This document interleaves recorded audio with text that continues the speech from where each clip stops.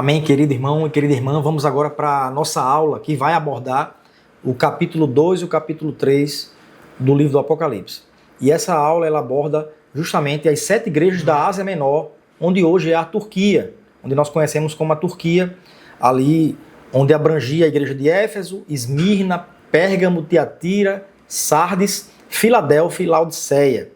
Então vamos entender, o capítulo 2 e o capítulo 3 do Apocalipse também. Lembre-se que você tem também no seu material, vocês têm o PDF, vocês têm o slide que você está vendo aí, que a gente vai passar para vocês. Vocês têm também, nós vamos colocar muito material complementar, vamos colocar livros, e-books, para você aí ter um material vasto para aprender a palavra de Deus. Amém? Então vamos lá. João estava ali exilado, como nós falamos na aula passada, ele estava exilado em Pátimos. E ali ele teve a origem das suas visões. Não foi só uma visão, foram várias visões, Ali naquele momento que ele estava preso, isolado, mas ele estava ali sendo revelado, Apocalipse significa revelação, revelado das coisas que estavam acontecendo e que iriam acontecer no futuro. Então, qual o contexto?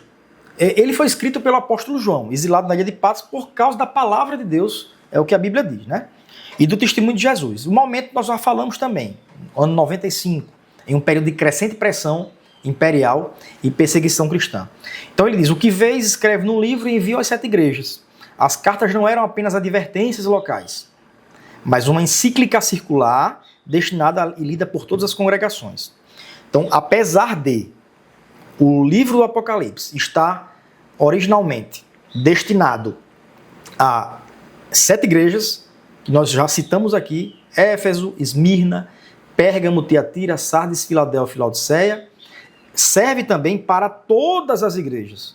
A gente entende ali que essas 7 igrejas representam a totalidade dos cristãos espalhados por todo o globo terrestre. Então, era uma rota que era circular. Você vai observar no mapa aqui, nessa próxima aqui, justamente a época onde se encontra hoje a Turquia, ali na Ásia, no continente asiático, nós podemos ver que elas fazem um percurso rotacional, meio que oval. Então, começando com a igreja que estava localizada na cidade de Éfeso, igreja de Éfeso ali, onde Paulo esteve pregando, a gente vê lá em Atos dos Apóstolos, por algum tempo, onde nós vemos ali os discípulos do Senhor, que ali eles pregavam o evangelho, e nós vamos entender aqui sobre cada uma cidade dessa. Então, a ordem geográfica é uma sequência. Apesar de nós sabermos que existem aqui nesse círculo, de um total de 320 quilômetros, podemos ver que tem igrejas como a igreja de Colossos, mas ela não está aqui por algum motivo que não está muito claro, porém, providencialmente, Deus ele pede para João escrever apenas para essas 7. Então, não é que não existiam outras, existiam sim. Porém, as igrejas escolhidas para poder ser transmitido o Apocalipse são essas 7 que nós estamos vendo aqui.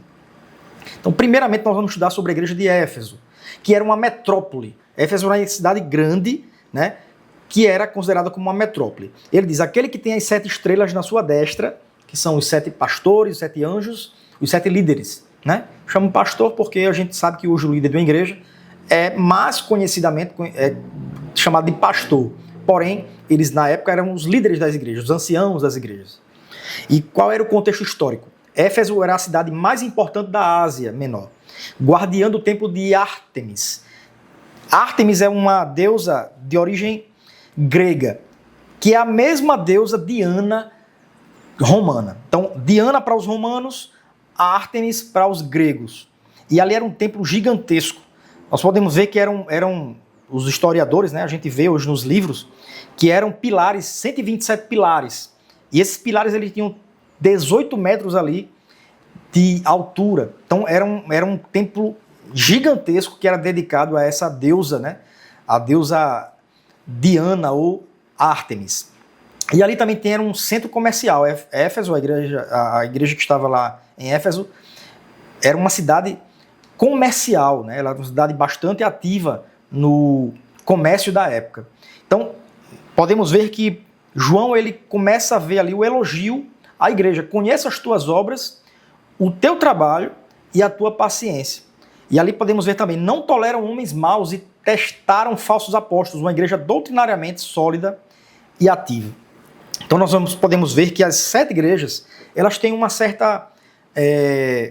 existe uma certa dinâmica que é igual para todas, né? Geralmente nós vemos a apresentação de Jesus, depois nós vemos o elogio, depois nós podemos ver a crítica e podemos ver também a promessa. Então, algumas igrejas como Esmirna e Filadélfia não tiveram críticas. E a uma igreja, que era a igreja de Laodiceia, a gente não vê o elogio, né? Então, as demais igrejas, nós podemos enxergar tanto o elogio como crítica. E Éfeso tinha elogio e tinha crítica. Qual era a crítica de Éfeso, que nós conhecemos hoje? O amor esquecido. Diz lá, tenho porém contra ti que deixaste o teu primeiro amor. Apocalipse capítulo 2, versículo 4. Então, o ativismo religioso substituiu o relacionamento íntimo. Nós podemos ver isso hoje em nossas igrejas. As pessoas hoje não têm mais o primeiro amor. Nós só podemos entender que muitos cristãos hoje esqueceram e vivem a sua religiosidade de forma que esqueceram do amor inicial. Cristãos que não têm comunhão, cristãos que não oram mais, cristãos que não estudam mais, cristãos que não leem a Bíblia com devoção, com amor, cristãos que não sabem perdoar. E a gente vê apenas igrejas cheias, inchadas de pessoas que simplesmente vão ao culto como vão a um centro social ou uma associação ou algo parecido. Mas esquecem das suas origens, do amor verdadeiro, né? Então, a crítica que foi descrita prioritariamente a Éfeso é a mesma crítica que nós podemos hoje facilmente fazer para as nossas igrejas no Brasil, até no mundo, né? Podemos entender, até faço aqui um parêntese aqui nesse comentário, que a gente vê que essas igrejas aqui não existem mais. Se você viajar hoje lá na Turquia, esses templos aí estão destruídos. Não existem mais cristãos, igrejas cristãs, não existem mais. Infelizmente, nós podemos ver que lá na Ásia, naquele lugar da Ásia Menor, hoje é um local totalmente esquecido para o cristianismo, onde o islamismo é predominante. E aí, nós dando continuidade aqui, terminando, fechando nosso parênteses, voltando para cá, a solução, qual é a solução que Cristo ali, ele dá para a igreja em Éfeso? Lembra-te de onde caíste, arrepende-te e pratica as primeiras obras. Ou seja, volta ao teu primeiro amor. Temos também uma promessa. Qual é a promessa? Ao que vencer, dar-lhe-ei a comer da árvore da vida, restaurando o acesso perdido ao Éden. Então, nós temos a primeira promessa a Éfeso, que é a comer de volta da árvore da vida. Isso a gente vai ver lá na frente, quando a gente for estudar sobre o milênio, tá bom? Então, segundo a igreja Esmirna, a igreja perseguida. Qual é o contexto histórico? Uma cidade bela e leal a Roma, competindo para ser o centro do culto imperial. A recusa dos cristãos em dizer César é o Senhor resultava em pobreza e morte. Esses cristãos em Esmirna, é interessante que eles eram perseguidos. Por quê? Porque eles não queriam prestar culto a César. Eles não queriam adorar a igreja em Roma. E ali eles simplesmente eles renunciaram isso. E a época que foi escrita a igreja de Esmirna, os cristãos, os seus bens eles eram confiscados por Roma. Roma ele tirava, as pessoas ficavam pobres. Eles perdiam seus bens, suas casas, simplesmente porque eles decidiram não se encurvar a Roma. Então, qual é a exortação que a gente vê? Ser fiel, continua fiel e dar-te a coroa da vida. A coroa da vida aqui, palavra Stéphanos, no grego, não é simplesmente uma coroa como a gente via na época de louro, onde aqueles atletas gregos, onde foi instituída ali as Olimpíadas, né? Onde o vencedor recebia uma coroa. Não é essa coroa que ele quis dizer. Essa aqui é uma coroa bem melhor, que é a coroa da vida. Não é uma coroa que vai, com o tempo, ficar apodrecida como era a coroa da época. E nós temos também um conceito-chave. O nome Esmirna vem de mirra, uma resina que libera perfume quando esmagada. Então, era uma igreja perfumada com o perfume de Cristo, que não sofreu nenhuma sanção, apenas elogios, e estava vivendo uma época de perseguição contra o cristianismo ferrenha. É por isso que a gente vê aqui que Deus ele promete a ele uma coroa pela obediência à sua palavra. Temos também a igreja de Pérgamo. Qual era o que é que acontecia nessa igreja de Pérgamo? Era a igreja que tinha o trono de Satanás. Então, contexto histórico. o capital política da província, lar do altar de Zeus e do primeiro templo dedicado ao imperador Augusto. Então, César Augusto, né? O lugar onde o poder estatal e religioso se encontravam. Ao contrário de Esmirna, Pérgamo era uma igreja que estava numa cidade em que tinha o trono de Zeus. Alguns consideram esse trono de Satanás como o próprio trono do Zeus, né? Que era o principal deus ali da cultura grega. O perigo aqui não era a perseguição externa, mas o compromisso interno, o sincretismo, divisão, até mesmo a junção, né? Com a cultura pagã ao redor. Então eles permitiam com que a cultura helenística, a cultura pagã, da idolatria a esses deuses gregos, ela fosse incorporada ali à igreja em Pérgamo. Então é por isso que ele diz, ele promete para aqueles poucos que sobravam, que não se curvavam, comer do maná escondido em uma pedra branca com o seu nome. Pedra branca, as pessoas acreditam que seja as pessoas que eram absorvidas ali nos tribunais da época, eles eram recompensados e recebiam uma pedra branca, né? Então, acredita-se nessa teoria, por isso que Jesus Cristo ele usa esse termo. Tiatira, a gente vê uma tolerância corrupta, a gente vê em Tiatira a existência de uma mulher chamada Jezabel, né, que induz a imoralidade e a idolatria. Falsos profetas ensinavam compromisso com o mundo. Então é uma igreja que estava ali prostituída através dessa cultura de Jezabel, que a gente sabe que Jezabel foi uma personagem do Antigo Testamento, esposa de um rei, né, rei Acabe, em que praticamente ela que mandava e desmandava no reino do seu esposo, e ali ela fez com que fosse prostituído com imoralidade sexual, e entre outras coisas ali, a época, o povo do Senhor, o povo de Deus, né? Então, o chamado aos que não seguem essa doutrina, não porei sobre vós uma carga, mas o que tendes retente até que eu venha. Dando continuidade, temos aqui a igreja de Sardes, que era uma igreja morta. Como assim? Qual é o contexto histórico? Uma cidade lendária, por sua riqueza passada, né? Mas que foi capturada 2 vezes por ladrões à noite, devido à vigilância negligente. Tens nome de que vives, né? Que é a igreja de Sardes. Porém, estás morto.